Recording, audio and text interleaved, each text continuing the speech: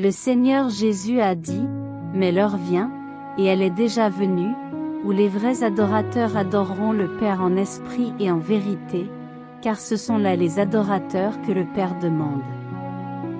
Dieu est esprit, et il faut que ceux qui l'adorent l'adorent en esprit et en vérité. Jean 4, 23-24.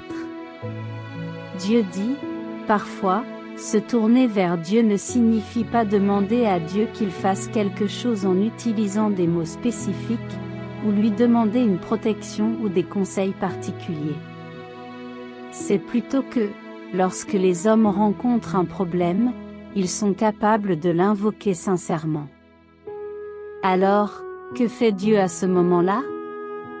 Quand le cœur de quelqu'un est ému et qu'il a cette pensée, « Oh mon Dieu, je ne peux pas le faire moi-même, je ne sais pas comment le faire, et je me sens faible et négatif », quand cette pensée émerge en eux, Dieu n'est-il pas au courant de cela? Quand cette pensée surgit chez les hommes, leur cœur est-il sincère? Lorsqu'ils invoquent Dieu sincèrement de cette façon, Dieu consent-il à les aider? Bien qu'ils n'aient pas dit un mot, ils font preuve de sincérité, et c'est pourquoi Dieu consent à les aider. Lorsque quelqu'un rencontre une difficulté particulièrement épineuse, quand il n'a personne vers qui se tourner, et quand il se sent particulièrement démuni, il place son seul espoir en Dieu.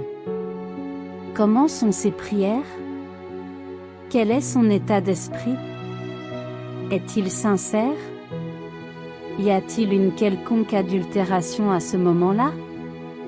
Ce n'est que lorsque tu fais confiance à Dieu comme s'il était la dernière paille sur laquelle tu embarques pour sauver ta vie, quand tu espères que Dieu t'aidera, que ton cœur est sincère.